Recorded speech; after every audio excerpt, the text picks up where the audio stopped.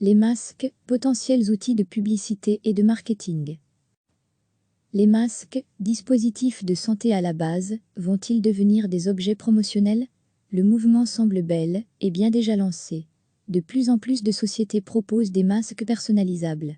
Elles ne disent pas toujours s'ils protègent plus ou moins bien, mais elles les présentent généralement à leurs clients comme des moyens de se distinguer, de rompre avec l'austérité des masques classiques, mais aussi de faire la promotion de leur entreprise.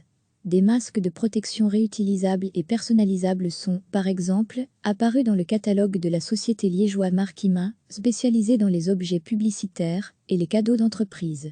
Patricia Defort, la gérante, explique que la demande va croissant, énormément de demandes de tout type de sociétés, de tous les secteurs, d'administration aussi, de communes et parfois même de particuliers.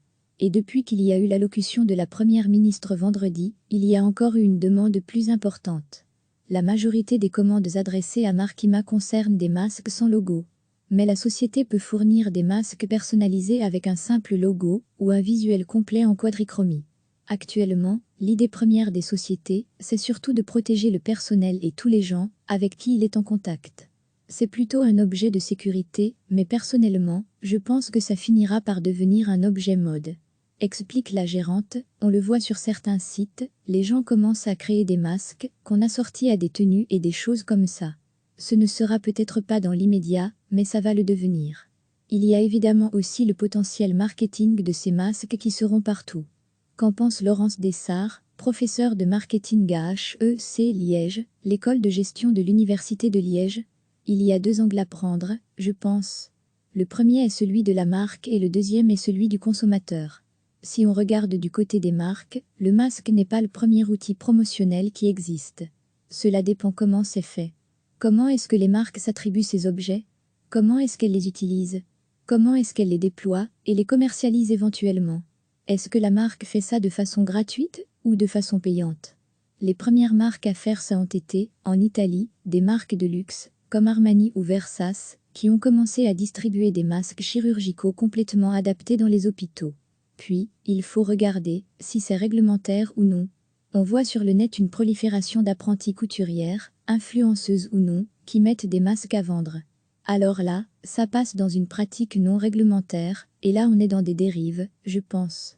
Il faut aussi regarder si les masques en eux-mêmes sont brandés ou non, si on retrouve le logo de façon ostentatoire ou non. Là, ça peut devenir plus ou moins un outil de communication, de gestion d'image de marque et, éventuellement sur le long terme, de réputation. Donc, ça, c'est la première question à se poser selon moi, se faire sa propre idée, voir si c'est éthique, acceptable, agréable ou non. Comme tout article commercialisé par une marque et qui peut, encore une fois, de façon plus ou moins ostentatoire avoir un logo dessus, c'est un vecteur d'identité pour les consommateurs. Poursuit Laurence Dessart, c'est un artefact culturel, pour utiliser un peu des grands mots, qui va permettre aux consommateurs de se positionner par rapport à ses croyances, à ses valeurs, de se rapprocher plus ou moins de la marque qui est représentée et des personnes qui ont cette marque-là. Tout objet marketing, tout objet commercialisé ou qui peut être donné à une utilité fonctionnelle, mais toujours aussi une utilité symbolique derrière. Évidemment ici, l'utilité première des masques, c'est que c'est un outil de santé, de protection, mais quoi qu'il en soit, et à partir du moment où c'est utilisé par les entreprises, ça devient également un vecteur de symbolisme. Il y a toujours un peu le phénomène du first mover advantage, c'est-à-dire que les premières marques qui vont le faire vont se démarquer. Ce sont elles qui vont alimenter la presse et l'intérêt des personnes et puis, petit à petit, ça va devenir, un petit peu comme tout, un phénomène plus banal entre guillemets. Je pense que les premières marques qui vont le faire qui le font déjà et qui le feront de façon intelligente, raisonnée et pas comme outil promotionnel ou de copy-washing, comme on parlait du grand washing à l'époque, je pense que ce sont ces marques-là qui vont se démarquer. On va voir. Recevez chaque matin l'essentiel de l'actualité. Les masques, dispositifs de santé à la base, vont-ils devenir des objets promotionnels? Le mouvement semble bel et bien déjà lancé. De plus en plus de sociétés proposent des masques personnalisables.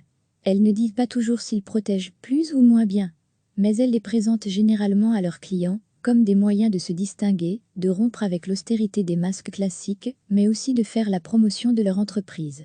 des masques de protection réutilisables et personnalisables sont, par exemple, apparus dans le catalogue de la société liégeoise Markima, spécialisée dans les objets publicitaires et les cadeaux d'entreprise. Patricia Defort, la gérante, explique que la demande va croissant, énormément de demandes de tout type de sociétés, de tous les secteurs, d'administration aussi, de communes et parfois même de particuliers. Et depuis qu'il y a eu l'allocution de la première ministre vendredi, il y a encore eu une demande plus importante. La majorité des commandes adressées à Markima concernent des masques sans logo. Mais la société peut fournir des masques personnalisés avec un simple logo ou un visuel complet en quadrichromie. Actuellement, l'idée première des sociétés, c'est surtout de protéger le personnel et tous les gens avec qui il est en contact. C'est plutôt un objet de sécurité, mais personnellement, je pense que ça finira par devenir un objet mode. Explique la gérante, on le voit sur certains sites, les gens commencent à créer des masques qu'on assortit à des tenues et des choses comme ça. Ce ne sera peut-être pas dans l'immédiat, mais ça va le devenir. Il y a évidemment aussi le potentiel marketing de ces masques qui seront partout. Qu'en pense Laurence Dessart, professeure de marketing à HEC Liège, l'école de gestion de l'Université de Liège? Il y a deux angles à prendre, je pense. Le premier est celui de la marque et le deuxième est celui du consommateur. Si on regarde du côté des marques, le masque n'est pas le premier outil promotionnel qui existe. Cela dépend comment c'est fait. Comment est-ce que les marques s'attribuent ces objets? Comment est-ce qu'elles les utilisent? Comment est-ce qu'elles les déploient et les commercialisent éventuellement? Est-ce que la marque fait ça de façon gratuite ou de façon payante? Les premières marques à faire ça ont été, en Italie, des marques de luxe, comme Armani ou Versace, qui ont commencé à distribuer des masques chirurgicaux complètement adaptés dans les hôpitaux. Puis, il faut regarder si c'est réglementaire ou non. On voit sur le net une prolifération d'apprentis couturières, influenceuses ou non, qui mettent des masques à vendre. Alors là, ça passe dans une pratique non réglementaire, et là on est dans des dérives, je pense. Il faut aussi regarder si les masques en eux-mêmes sont brandés ou non, si on retrouve le logo de façon ostentatoire ou non. Là, ça peut devenir plus ou moins un outil de communication, de gestion d'image de marque et, éventuellement sur le long terme, de réputation. Donc, ça, c'est la première question à se poser selon moi, se faire sa propre idée, voir si c'est éthique, acceptable, agréable ou non. Comme tout article commercialisé par une marque et qui peut, encore une fois, de façon plus ou moins ostentatoire avoir un logo dessus, c'est un vecteur d'identité pour les consommateurs. Poursuit Laurence Dessart, c'est un artefact culturel, pour utiliser un peu des grands mots, qui va permettre aux consommateurs de se positionner par rapport à ses croyances, à ses valeurs, de se rapprocher plus ou moins de la marque qui est représentée et des personnes qui ont cette marque-là. Tout objet marketing, tout objet commercialisé ou qui peut être donné à une utilité fonctionnelle, mais toujours aussi une utilité symbolique derrière. Évidemment ici, l'utilité première des masques, c'est que c'est un outil de santé, de protection, mais quoi qu'il en soit, et à partir du moment où c'est utilisé par les entreprises, ça devient également un vecteur de symbolisme. Il y a toujours un peu le phénomène du first mover advantage, c'est-à-dire que les premières marques qui vont le faire vont se démarquer. Ce sont elles qui vont alimenter la presse et l'intérêt des personnes et puis, petit à petit, ça va devenir, un petit peu comme tout, un phénomène plus banal entre guillemets.